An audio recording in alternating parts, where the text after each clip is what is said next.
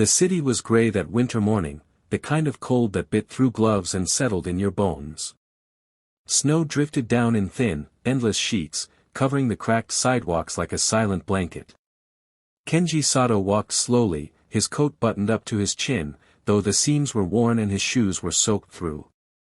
In his pocket was a single loaf of bread, stale but precious, the last bit of food he could afford. 2 months ago, he'd had a job at a factory, fixing engines. But when the company went bankrupt, so did his world. Each day since, he'd searched for work, any kind of work, but "we're sorry, we're not hiring right now," chipped away at what little hope remained. He had sold almost everything he owned, his watch, his old bicycle, even his radio. All that remained was a few coins in his pocket, barely enough for another loaf of bread. He had no family, no friends nearby. The small apartment he rented was dim and cold, his electricity had been cut off last week. Still, he clung to one thing, a quiet dignity. That morning, as he walked through the snowy streets, his stomach growled. He pressed a hand to it, whispering, "Just a little longer." Ahead, by the entrance of a closed bakery, he noticed a small shape huddled against the wall. A child. The boy couldn't have been older than 6 or 7. His face was pale, lips trembling, and his clothes were far too thin for the weather. His tiny hands were pressed to his knees, trying to trap any warmth left in them. Kenji's breath caught. "Hey, kid," he called softly. The boy didn't answer, only shivered harder. His cheeks were flushed from cold, his eyes half closed. Without thinking, Kenji knelt down. "Where are your parents?" The child barely whispered, "Mama, went to find food." Kenji looked around. There was no one, just the empty street, the wind cutting through like knives. The boy's fingertips were bluish. He felt something stir inside. That old, painful ache of seeing someone suffer when you can barely survive yourself. He reached into his coat and pulled out the loaf of bread. He stared at it for a long moment, the last food he had, maybe for days. He could eat half, give half. That would be logical. But the boy looked like he might not last the night. "Here," Kenji said finally, breaking the silence. "Take it." The child blinked. "For me?" Kenji nodded, forcing a smile.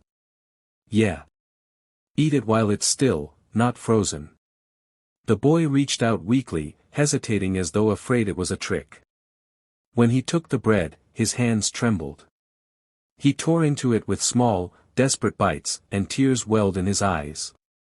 Kenji sat beside him in the snow. The cold seeped through his clothes, but for the first time in days, he didn't feel completely alone. When the boy finished, Kenji said softly, "What's your name?" "Ren," the boy replied, his voice barely audible. "Ren, huh? That's a good name." "My name's Kenji." Ren smiled faintly. "Thank you, Mr. Kenji." 3 days passed. Kenji woke to a knock on his door, rare, since no one ever came. He opened it to find a woman standing there, trembling. Her face was pale, eyes swollen from crying, hair disheveled, but there was something desperate and determined in her gaze. "Are you Mr. Sato?" she asked. "Yes, I am." "Do I know you?" She shook her head quickly. "My name is Ayaka. I'm Ren's mother." Kenji froze. "I heard from the shelter," she continued, voice breaking. "They said you found my son, and gave him food, and stayed with him." He nodded quietly. He was freezing. "I just did what anyone would." Tears streamed down her cheeks. "No. No one else stopped. Everyone walked past him. You're the only one who did something." She bowed deeply, her body trembling. "You saved my child. I don't know how to thank you." Kenji felt embarrassed. "Please, stand up." "You don't need to." But Ayaka was crying too hard. "I had gone to another town, looking for work. I was gone longer than I planned. When I came back, I thought I'd lost him. Kenji placed a gentle hand on her shoulder. He's safe now. That's what matters. Ayaka nodded through tears. The shelter told me where to find you. They said you'd refused any reward. Kenji smiled faintly. I didn't do it for a reward. She looked around his tiny apartment, bare walls, no furniture, just a thin futon on the floor and a cracked heater. You live, like this? Kenji laughed softly. For now. Things will get better. Ayaka was silent for a long time. Then she reached into her bag and pulled out an envelope. Please. Take this. It's all I have, but... Kenji shook his head immediately. No. Keep it. You and your boy need it more. But you're struggling too. He smiled again, that same quiet, gentle smile. I'll be fine. I've been worse off before. But Ren, he needs you now. Ayaka's tears fell faster. She couldn't understand how someone with so little could give so much. That afternoon, she invited him to the shelter to see Ren. When the boy saw him, he ran forward and hugged him tightly. Mr. Kenji. Kenji knelt, smiling. Hey, champ. You look better already.